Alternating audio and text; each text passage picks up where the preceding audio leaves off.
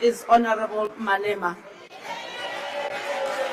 Thank you very much, Chairperson of the NCOP, President of the Republic of South Africa, the people of South Africa.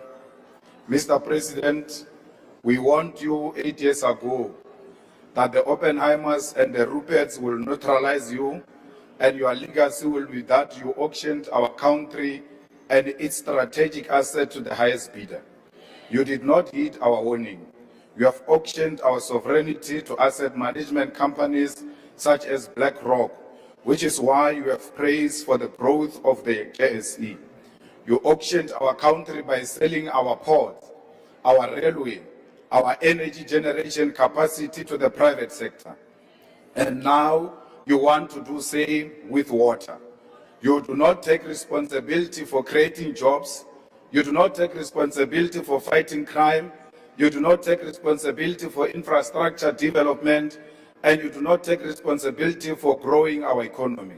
There is no sign of any infrastructure of a bullet train, that there are no design plans of a smart city, and there is not even a curriculum for an institution of higher learning in Ikuruleni as you have promised. You asked us to send you to Mamina, and we made a mistake, we send you. And as your term of office come to an end, you have nothing to show for it. Under your term, crime is out of control, and your deployment of the army is the last resort. You are admitting that you have failed to fight crime. The people of Gauteng have been terrorized for too long by the so-called Zamazamas, and on the deployment of the army, we have no choice but to support you because you have destroyed law enforcement capacity. Our concern is that how do you deploy a military which have been crippled by austerity measures to fight crime? Because we know that our military is understrained and under-resourced and has been humiliated in war zones abroad. And how do you intend to ensure they can fight crime domestically? Additionally, we have warned you before that the army is combat trained and is not trained to enforce laws on civilians. The scale of crime in our country cannot be dealt with by the army alone, because crime is a national crisis and a social crisis. If you do not resolve the challenges of unemployment, the challenge of alcohol and substance abuse, and the high dropout rates of the youth from schools, then crime will be a permanent feature in our society. Crime in South Africa is organized through drug syndicate, protection fee rings, sex trafficking rings, and gangs. It has infiltrated all forms of government, and putting guns in the streets alone will not resolve this crisis. Mr. President, the rot in our criminal justice system begins with your political party, which has factionalized law enforcement and intelligence on the basis of who emerges in your conferences. The biggest syndicate is the political party you are leading, Mr. President. Mr. President, subjectively, this government has done nothing to grow this economy or to strengthen our currency. Let us take this opportunity to remind you of your own commitments. Last year on this same platform, you committed to grow the economy by 3% through infrastructure investment, structural reforms, and inclusive growth and employment. You no longer speak of this figure, and National Treasury itself predicts economic growth at 1.5% and will most likely reverse this projection down as the year progresses, because that is their tradition. You speak of the achievement of a budget surplus as a positive economic indicator, but it is more of an indication that you are implementing austerity and spending less on saving the needs of the country. Why will you be proud of a budget surplus in a country with massive unemployment, collapsing municipal infrastructure, and poverty, which is leading the death of children in the Eastern Cape? You're proud when it comes to EPWP jobs is something you should be ashamed of and not mention at this level of governance. Those are temporary jobs which are used to secure income for volunteers of your political party. It slaves jobs with no security because you cannot secure a car or a home with an EPWP job. Mr. President, the electricity crisis in South Africa is far from over. The mistake you are making on declaring an end to the electricity crisis is the same mistake you have made with the water crisis for decades in this country. Now that the people of Sanders no longer experience electricity outage, you no longer view it as a crisis, forgetting the people of Soweto, Mdantsane, Seshego, and Ditsobot. You have given load shedding a new name, and that new name is load reduction.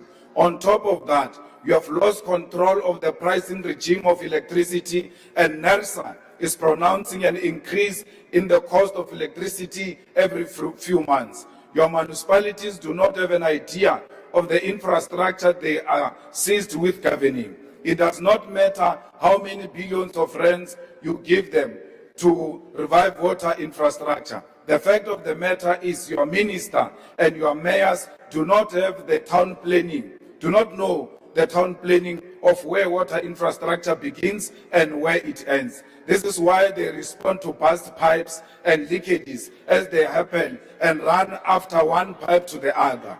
In Ekurhuleni, we have an MMC of water of the EFF, Tembi Msani, and sanitation, who is managing a water infrastructure there and has been declared as a water champion. When your minister was running around complaining about water, our MMC of water in Ekurhuleni was given an award the same week and declared a water champion.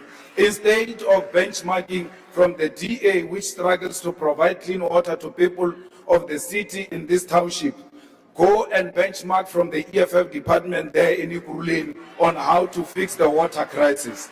Mr. President, you will not fix our municipalities if you do not revise the backward and outdated equitable share model, which allocates more funding to the national and provincial spheres of government while giving the least allocation to local government.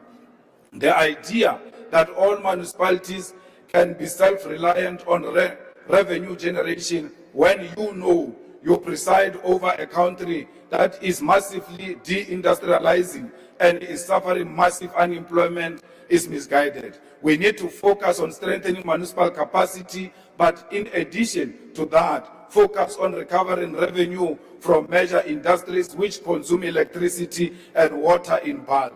These companies must be given incentives on rate paying, which will compel these industries to invest in developing municipal infrastructure such as roads, water, electricity, clinics, and schools. Mr. President, we want to say to you, we fully support you on your posture when it comes to international relations. Your support for Palestine, the people of Western Sahara, South Sudan, and the people of Cuba. We agree with you that Africa must begin to negotiate its trade relations as a bloc and with unity, and that no nation must ever again think it has got the right to bully us and impose on us who our friends must be and who our enemies must be. We agree with you that not civilians must take the law into their own hands and harm foreign nationals. And you must tell those in your cabinet and who support you that they must not campaign using violation of the human rights and murder of foreign nationals. They claim you agree with them. You must continue to denounce them, Mr. President. Others are killing people to perform rituals as we approach local government elections. They think by killing foreigners, they will win elections. They must ask their friends who came here with the name of killing foreigners. They did not win elections. Xenophobia will never win them elections. And some of them are found in your cabinet. You must remind them as you meet them on the corridors. Just say to them, xenophobia will not make you a president. I might have made you a minister. We call on you to exhibit your courage by closing the Israeli embassy, which is a resolution of this National Assembly. You have declared their representative as a persona non grata, and the skies did not fall. Close their embassy and cut relations with this genocidal nation. The USA has sent a rampant racist as its diplomat in this country, and we must exercise our right to refuse cooperation with the